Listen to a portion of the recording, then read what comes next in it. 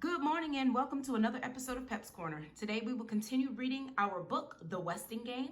We will read from chapters 9 through 10. This reading will be chapter 10. Our focus and purpose is posted on the screen, so make sure you have your book in hand and are actively following along and reading. Remember, boys and girls, to reread a second time so you are coming to shared reading, fully prepared to engage in instruction. Let's begin.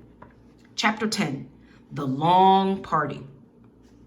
I hope we're not too early, Grace Windsor Wexler always arrived at parties fashionably late. But not tonight. She didn't want to miss a thing or a clue or wait around in her apartment with a murderer on the loose. I don't think you've met my husband, Dr. Wexler. Call me Jake. Hello, Jake, Judge Ford said, a firm handshake, laugh lines around his eyes.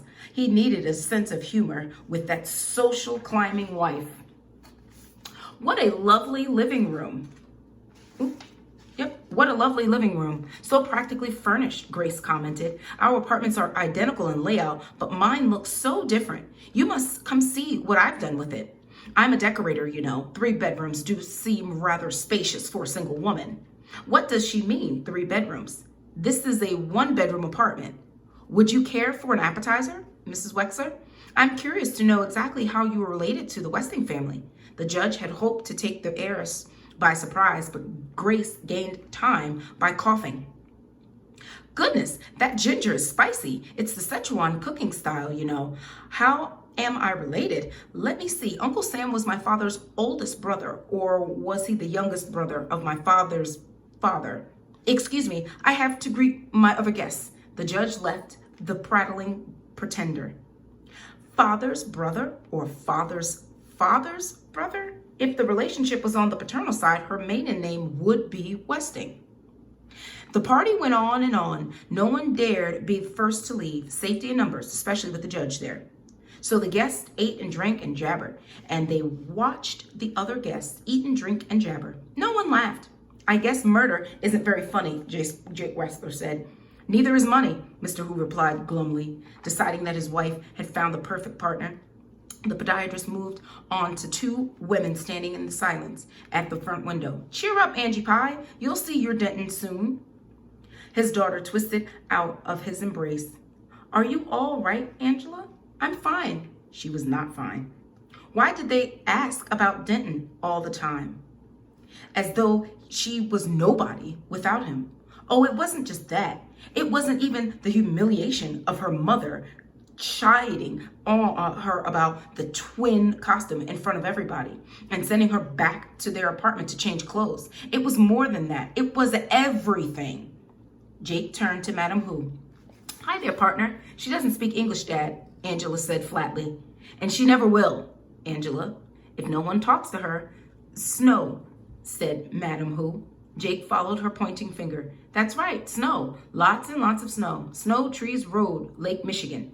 China, said Madam Hu. China. Sure, why not? Jake replied. China. Angela left the chatting couple. Why couldn't she have made some sort of friendly gesture? Because she might do the wrong thing and annoy her mother. Angela, the obedient daughter, did only what her mother told her to do. Hello, Angela. One of these tidbits might cheer you up. Judge Ford held the tray before her. I hear you'll be getting married soon. Some people have all the luck, Sidel Pulaski said, appearing from nowhere to lean over the tray to spear a cube of pork. Of course, not all us women have opted for marriage, right, Judge Ford? Some of us prefer the professional life. Though I must say, if a handsome young doctor like Denton Deere proposed to me, I might just change my mind. Too bad he doesn't happen to be twins. Excuse me, the judge moved away. I'm not having any luck at all, Angela, Sidel whined. If only your mother hadn't made you change clothes, someone surely would have mentioned twin. It's much harder to judge reactions when I have to bring up the subject myself. You shouldn't let your mother boss you like that. You're a grown woman about to be married. Excuse me, Angela moved away. Yes, thank you. I would like a refill, Sidel said to nobody and hobbled to the bar. Something non-alcoholic, please. Doctor's orders. Make it a double. Twins. Twins! What's she talking about? Theo wondered, staring at the black and white checkered costume. 2 ginger ales for the chessboard, coming right up. Hidden among her guests, the judge studied the 2 people standing off in the corner, the only pair in Sunset Towers who were not Westing heirs. George Theodorakis placed his hand on the shoulder of his invalid son, a large, bronze, hard-working hand like Theo's. Theo resembled him in many ways, tall, wide-shouldered, slim waist, the same thick, straight black hair, but age had chiseled the father's face into sharper planes. His troubled eyes stared across the room at Angela. Catherine Theodorakis, a slight, careworn woman, gazed down on her younger son with tired, dark-circled eyes. From his wheelchair, Chris watched legs. Other than the funny lady with the shorthand notes, the only limper were his brother Theo. Turtle had kicked him again, and Mrs. Wexler, who stood on one leg, rubbing her stockinged foot against her calf. A high-heeled shoe stood alone on the carpet beneath her. Judge Ford didn't limp. Besides, she couldn't be a murderer. In spite of his clues, nobody here looks like a murderer. They're all nice people. Even this fat Chinese man who grumbles all the time. George Theodorakis greeted Mr. Hu with, "How's business?" Hu spun around and stumped off his fellow restaurant owner in a huff of anger. James Hu, inventor, that's who the judge wanted to talk to. But there was a problem at the bar. A long line had formed, and it wasn't moving. There are 16 white pieces and 16 black pieces in chess. Theo was explaining to Sidel Pulaski, "Do you play chess, Judge Ford?" "A bit, but I haven't played in years." The judge led the secretary away from the crowded bar. "Theo must think the Westing game has something to do with chess." He may be right. It certainly is as complicated as a chess game. "But I did study," Doug was arguing. The judge interrupted. "I haven't had a chance to thank you for the delicious food, Mr. Hu. How long have you been in the restaurant business?" "Running up and down stairs is not studying," Hu said. Sidel Pulaski butted in. "Father and son, you look more like twins. You're equal partners with that Theodorakis kid," Hu continued. "Why didn't you insist on holding the meeting in our restaurant instead of that greasy coffee shop?" "Because some people don't like chow mein for breakfast," Sidel Pulaski replied.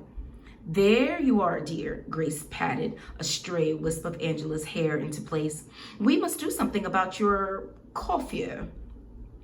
I'll make an appointment for you with my hairdresser once the snow is cleared. Long hair is too youthful for a woman about to be married. I can't understand what got into you, Angela, coming into this party in that old checkered dress and those awful accessories. Just because your partner dresses like a freak." "She's not a freak, Mother. I was just speaking to Mr. Hu about catering the wedding shower on Saturday. I arranged for little Madam Hu to serve in one of those slinky Chinese gowns." "Where are you going, Angela?" Angela rushed into Judge Ford's kitchen. She had to get away. She had to be alone, by herself, or she burst out crying. She was not alone. Crow was there. The 2 women stared at each other in surprise, then turned away. Poor baby. Crow wanted to reach out to the pretty child. She wanted to take her in her arms and say, "Poor, poor baby. Go ahead and cry." But she didn't. All she could say was, "Here." Angela took the dish towel from the cleaning woman and bunched it against her face to muffle the wrenching sobs. The guests jabbered on and on about the weather, about food, about football, about chess, about twins. Turtle was slumped on the couch, scornful of dumb grown-up parties. You'd think one of them would know something about the stock market. She missed Sandy. Sandy was the only one in this dumb building she could talk to. "Remember that quotation? 'May God thy gold refine'?" Flora Bombach asked. "Let's take a poll. I'll bet 10 cents it's from the Bible." "Shakespeare," Turtle argued, "and make it $10. "Oh my, well, all right, $10. Together, they made the rounds. 4 votes for the Bible, 3 for Shakespeare, and 1 abstention. Madam Hu did not understand the question. Sidel Pulaski voted for the Bobbsey twins. "And how do you know those words were in the will?" she asked suspiciously. Too suspiciously. "So that's what lost important business papers meant? Somebody stole the shorthand notes." Turtle smiled at the delicious nastiness of it all. "I remember, that's all." If you remember so well, tell me what comes before that, Siddell challenged. I don't know. What? The secretary had an audience now. I don't mind telling you, but not if you ask like that. Theo said, please, not Turtle. Siddell turned toward him with what should have been a gracious manner. But she grimaced when the top of the crutch poked her in the chest. The exact quotation, she announced loudly, hoping she was right, is spend it wisely and may God thy gold refine. Right or wrong, her guess was received with groans of disappointment. The heirs had expected more, a hint, a clue, something. It was time to go home.